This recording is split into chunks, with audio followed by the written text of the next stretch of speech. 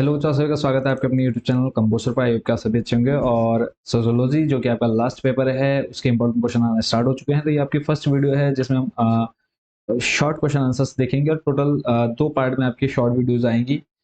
Short question answers जो कि आपके इंपॉर्टेंट रहने वाले हैं।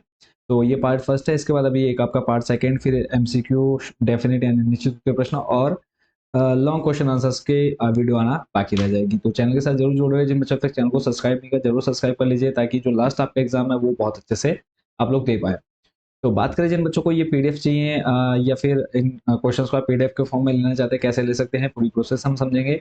और जो बच्चे नहीं लेना चाहते हैं वीडियो को स्किप करके आगे इंपॉर्टेंट क्वेश्चंस डायरेक्ट स्टार्ट कर सकते हैं। पीडीएफ लेने के लिए आपने गूगल में जाकर सर्च कर लेना है कंपोसर। आपके सामने वेबसाइट देखने को मिल जाएगी। इस पर क्लिक करना है, थोड़ा सा नीचे स्लाइड करना है।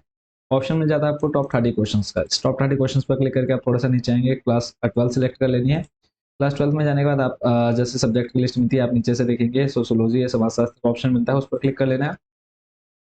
क्लिक करने के बाद नेक्स्ट आपके सामने दो मीडियम आपको देखने को मिलेंगे, हिंदी और इंग्लिश। जिस मीडियम से आप हैं आप उस पर क्लिक करके नेक्स्ट जो पेज ओपन होगा यहाँ पे आपको तीनों पीडीएफ एक साथ शो हो जाएंगी। तो जो जो पीडीएफ आपको चाहिए सिंपली उनको आपने ऐड टू कार्ट कर लेना है। जैसे जो बच्चे तीनों पीडीएफ ले रहे हैं 25 शो होंगी, आपको एक कूपन कोड मिल जाता है कंपोजर 30, अप्लाई कूपन कर लेना है। लगभग 26 रुपये का डिस्काउंट मिल जाता है। तीनों पीडीएफ आपको मात्र 60 रुपये में मिल जाएंगे। प्रोसीड टू चेकआउट कर लेना है। आपने इधर डिटेल्स फिल करके लास्ट आपने यहाँ पर क्लिक करके प्लेस ऑर्डर कर देना है। जैसे आपकी पेमेंट सक्सेस हो जाती है आपको डाउनलोड का ऑप्शन मिल जाएगा। जो बच्चे पूरी प्रोसेस नहीं करना चाहते सिंपली आपको यहाँ पर व्हाट्सएप नंबर मिल जाता है। इस व्हाट्सएप नंबर पर आप मैसेज करके जो जिस सब्जेक्ट की जो पीडीएफ चाहिए वो आपने हमको बताना है। हम आपको एक क्यूआर कोड दे देंगे, आप उस क्यूआर कोड पर पेमेंट करके पीडीएफ डायरेक्ट अपने व्हाट्सएप नंबर पर ले सकते हैं। आई होप बच्चों ये पूरी प्रोसेस आप अच्छे से समझ गए होंगे। वापस लेके चलते हैं आपको इंपॉर्टेंट क्वेश्चंस पर। वन बाय वन हम क्वेश्चंस देखेंगे। और जो बच्चे पीडीएफ नहीं ले रहे हैं आप लोग स्क्रीनशॉट लेकर के इन क्वेश्चंस के आंसर को याद कर सकते हैं। तो बाकी जो बच्चे पीडीएफ ले रहे हैं उनके लिए ईजी हो जाएगा इन सारे क्वेश्चंस को तैयार करना। तो फर्स्ट क्वेश्चन बच्चों आपके सामने है। इसमें लिखा है जनसांख्यिकी संक्रमण के सिद्धांत के बुनियादी तर्क को स्पष्ट कीजिए।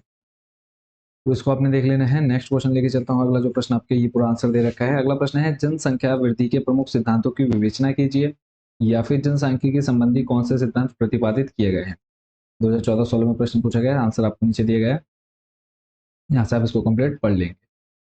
उसके बाद नेक्स्ट जो आपका क्वेश्चन है उस पर लेके चलता हूँ। और जितने क्वेश्चन आप देखेंगे सारे आपके मोस्ट इंपॉर्टेंट और रिपीटेड क्वेश्चन है, तो किसी भी क्वेश्चन को आपने छोड़ना नहीं है। जन्म दर और मृत्यु दर का अर्थ क्या है। जन्म दर में गिरावट अपेक्षाकृत धीमी दर से क्यों आती है जबकि मृत्यु दर तेजी से गिरती है, विवेचना कीजिए। इसको देखने का क्वेश्चन। नेक्स्ट चलते हैं अगले प्रश्न लेके। अगला प्रश्न है स्त्री पुरुष अनुपात का क्या अर्थ है। भारत में गिरते हुए स्त्री पुरुष अनुपात के प्रमुख कारकों का वर्णन कीजिए। तो आपने देख लेना है। क्वेश्चन दो तीन बार देखो घुमा फिरा करके दिया गया है, बट आंसर और क्वेश्चन को जरूर आपने अच्छे से समझ लेना है। नेक्स्ट क्वेश्चन आपके सामने है प्रबल जाति का आशय स्पष्ट कीजिए। तो ये कंप्लीट आपको यहाँ पर दिया गया है। नेक्स्ट क्वेश्चन है आपका नातेदारी को परिभाषित कीजिए, या फिर नातेदारी व्यवस्था क्या है।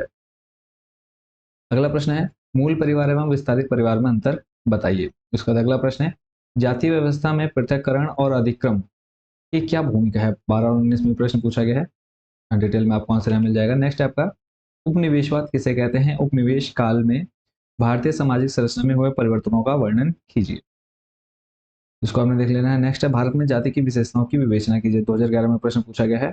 और उसके बाद वेरी शॉर्ट क्वेश्चन सामाजिक अपवर्जन या बहिष्कार क्या है। इसको आपने देखना है। फिर है हम यह किस अर्थ में कह सकते हैं कि असक्षमता जितनी शारीरिक है उतनी ही सामाजिक भी। तो आपने बताना है। नेक्स्ट है सामाजिक स्तरीकरण किसे कहते हैं। सामाजिक स्तरीकरण के मुख्य सिद्धांतों की व्याख्या कीजिए। और उसके बाद अगला प्रश्न देख लेते हैं। लॉन्ग में आपको सारे आंसर दिए गए हैं यहाँ पे, मतलब शॉर्ट क्वेश्चन आंसर्स है, बट जो आपकी एक पीडीएफ है कंप्लीट है, इसी में आपके शॉर्ट एंड लॉन्ग दोनों टाइप के क्वेश्चन है। तो इसलिए हम इसमें यहाँ पर पूरा डिटेल में देखो। लॉन्ग में आपका ये आंसर दिया गया है। अगला प्रश्न है सामाजिक स्तरीकरण की प्रमुख विशेषताओं का वर्णन कीजिए। अगर आप इतने क्वेश्चन तैयार कर लेते हैं आपको कुछ भी एक्स्ट्रा पढ़ने की यहाँ पर जरूरत नहीं पड़ने वाली है। अगला प्रश्न है सांस्कृतिक विविधता का क्या अर्थ है। भारत को एक अत्यंत विविधतापूर्ण देश क्यों माना जाता है। और इसी के नीचे आप दूसरा प्रश्न देख पा रहे हैं संप्रदायवाद का क्या अर्थ है। प्रश्न देखो 15, 19, 20, 22 में पूछा गया है। तो इंपॉर्टेंट क्वेश्चन रहने वाला है, तो इसका आंसर आपको यहाँ पर कंप्लीट दिया गया है। अगला प्रश्न है नागरिक समाज से आप क्या समझते हैं, या फिर नागरिक समाज क्या है। फिर है क्षेत्रवाद किसे कहते हैं। क्षेत्रवाद के प्रमुख कारकों का वर्णन कीजिए। अगला प्रश्न है अल्पसंख्यक किसे कहते हैं। अल्पसंख्यक वर्ग से क्या तात्पर्य है। चलते हैं अगले प्रश्न पर। सामुदायिक पहचान क्या है या कैसे विकसित होती है, वर्णन कीजिए। तो हमें देखना है। अगला प्रश्न है, क्षेत्रवाद किसे कहते हैं? क्षेत्रवाद को जन्म देने वाले प्रमुख कारकों का उल्लेख कीजिए। क्षेत्रवाद से आपके संबंधित प्रश्न आपका देखो 1923 में पूछा गया, तो यहाँ पर आपको पूरा डिटेल आंसर मिल जाता है। तो जो बच्चे पीडीएफ नहीं भी ले रहे हैं तो वो आप यहाँ से तैयार कर सकते हैं, बाकी जो बच्चे पीडीएफ लेना चाहते हैं वो आप उनको व्हाट्सएप पर कॉन्टैक्ट कर सकते हैं। नेक्स्ट क्वेश्चन बच्चों आपके सामने है। प्रश्न है आपका, साक्षात्कार पद्धति क्या है? सामाजिक अनुसंधान की प्रविधि के रूप में साक्षात्कार के प्रमुख उद्देश्य बताइए, या फिर साक्षात्कार पद्धति के प्रमुख लाभ बताइए। यहाँ पे इसका पूरा डिटेल आंसर आपने पढ़ लेना है। पहला आपका प्रत्यक्ष हो गया, दूसरा व्यक्तिगत सूचना, पूर्ण जानकारी, विभिन्न पहलुओं की जानकारी। अगला प्रश्न है, औद्योगिकीकरण का आशय स्पष्ट कीजिए। तो इसका आंसर आपको पूरा डिटेल में दिया गया है।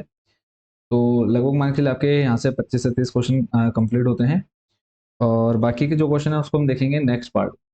ठीक है, और बाकी जो क्वेश्चन बचे हैं, ठीक है, यहाँ पर जैसे अगला प्रश्न आ गया है, उपनिवेशवाद ने भारतीय अर्थव्यवस्था को किस प्रकार प्रभावित किया है? तो इसके जो बाकी के जो क्वेश्चन है इसको हम नेक्स्ट वीडियो में देखेंगे। तो फिलहाल जो आपका शॉर्ट है उसकी एक ही वीडियो आएगी, इसके बाद जो नेक्स्ट पार्ट आएगा इसी पीडीएफ का वो आपका लॉन्ग के उसमें आएगा। ठीक है, तो पहले हम सोच रहे थे कि शॉर्ट में आपको 2 पार्ट दे दें, बट आपका एक ही पार्ट आएगा शॉर्ट का, और इसी पीडीएफ का दूसरा जो पार्ट आएगा वो लॉन्ग के नाम से आएगा, तो आपने उस वीडियो को भी जरूर देखना है। तो टोटल आपकी एक वीडियो एमसीक्यू की बनती है, एक वीडियो आपकी शॉर्ट की, एक आपकी वेरी शॉर्ट, एक लॉन्ग। ठीक है, टोटल 4 वीडियो आपको देखने को मिलेंगी आपके सोशल सब्जेक्ट की। तो मिलते हैं नेक्स्ट वीडियो में। Thank you so much watching for this video.